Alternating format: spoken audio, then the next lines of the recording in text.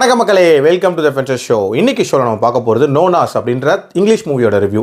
இந்த படம் நெட்ஃப்ளிக்ஸில் தமிழ் டப்பிங்கோட அவைலபிளாக இருக்குது. இந்த படம் ஒரு உண்மை கதையை மையமாக வச்சு அமைக்கப்பட்ட கதை.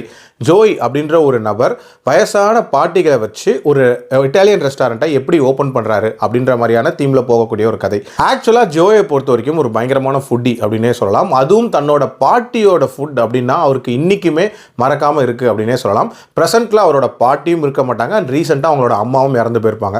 ஒரு மாதிரி லோன்லியாக இருக்கக்கூடிய அவருக்கு அவரோட ஃப்ரெண்ட்ஸான ப்ரூனோ அண்ட் அவரோட மனைவியும் வந்து ஆறுதல் மாதிரி சொல்கிறாங்க. அதாவது நீ ஏதாவது லைஃப்பில் புதுசான விஷயங்களை பண்ணு, எக்ஸ்ப்ளோர் பண்ணு அப்படின்ற மாதிரி. ஸோ இவர் என்ன பண்ணுறாரு அப்படின்னா ஒரு ரெஸ்டாரண்ட்டை ஓப்பன் பண்ணலாம் அப்படின்னு முடிவு பண்ணுறாரு. அதுவும் ஒரு இட்டாலியன் ரெஸ்டாரண்ட்டை வயசான பாட்டிகளை வச்சு நடத்தலாம் அப்படின்ற மாதிரி யோசிக்கிறாரு. தன்னோட பாட்டி கையால் சாப்பிட்டு அந்த ரெசிபீஸை வந்து மக்களுக்கு கொடுக்கலாம் அப்படின்ற மாதிரியான ஒரு எண்ணம் தான். ஆல்சோ ஒரு ஃபேமிலி கைண்ட் ஆஃப் அ செட்டப்பை கிரியேட் பண்ணலாம் அப்படின்ற ஒரு இன்டென்ஷன் தான். சொல்கிறதுக்கு ரொம்ப ஈஸியாக இருக்கலாம், பட் இது பண்ணுறதுல என்ன மாதிரியான சேலஞ்சஸ் இருந்துச்சு, அவர் என்னென்ன விஷயங்கள் ஃபேஸ் பண்ணாரு அண்ட் டுவர்ட்ஸ் தி எண்ட் சக்ஸஸ்ஃபுல்லாக லான்ச் பண்ணாரா இல்லையா அப்படின்றத அந்த படத்தோட கதை. எனக்கு இந்த படத்தில் பிடிச்ச விஷயமே இந்த படத்தோட ஃபர்ஸ்ட் சீன் தான்.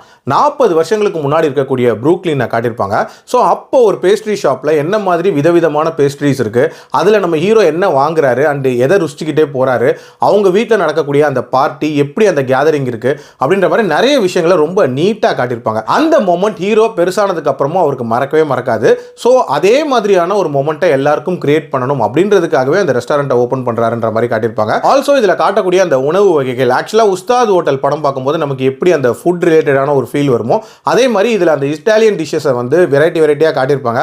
அதுவும் இன்ட்ரெஸ்டிங்காக இருந்துச்சு. அதே மாதிரி அந்த ரெஸ்டாரண்ட் ஓப்பன் பண்ணுறதுல இருக்கக்கூடிய சேலஞ்சஸ், அதாவது அந்த பார்ட்டிகளுக்கு இடையே ஏற்படக்கூடிய சண்டை, அது மட்டும் இல்லாமல் கிளியரன்ஸ்க்காக இவங்க வெயிட் பண்ணுறது, இந்த மாதிரி நிறைய விஷயங்கள் நீட்டாக இருக்கும். ஓப்பன் பண்ணதுக்கு அப்புறமும் கூட்டமே வராமல் ஓட்டிட்டு இருப்பாங்க. ஸோ அதுக்கு இவங்க என்ன பண்ணுறாங்க அப்படின்ற அந்த விஷயங்களாக இருக்கட்டும், டுவர்ட்ஸ் தென் முடிச்ச விதமாக இருக்கட்டும், எல்லாமே நீட்டாக இருந்துச்சு. ஒரு லைட் ஹார்ட்டடான இன்ஸ்பைரிங் லைஃப் ட்ராமா. பட் என்னன்னா இன்னுமே கொஞ்சம் கான்ஃப்ளிக்ட்ஸ் அப்படின்றது இன்ட்ரெஸ்டிங்காக ப்ரெசென்ட் பண்ணியிருந்திருக்கலாமோ அப்படின்ற மாதிரி தோணுச்சு. ஆல்சோ அந்த பார்ட்டிகளோட கதைகள் அப்படின்றதுலையுமே இன்னும் கொஞ்சம் இம்பாக்ட்ஃபுல்லாக இருந்திருக்கலாம் நிறைய விஷயங்கள். பட் கண்டிப்பாக டைம் பாஸ்க்கு பார்க்குற மாதிரியான ஒரு படம். கண்டிப்பாக ட்ரை பண்ணி பாருங்க. என்னோட ரேட்டிங் இந்த படத்துக்கு 3 out of 5. அடல்ட் கண்டென்ட்லாம் இல்லை, தாராளமாக பார்க்கலாம். மீண்டும் அடுத்த விமர்சனத்தில் சந்திக்கிறேன். நன்றி, வணக்கம்.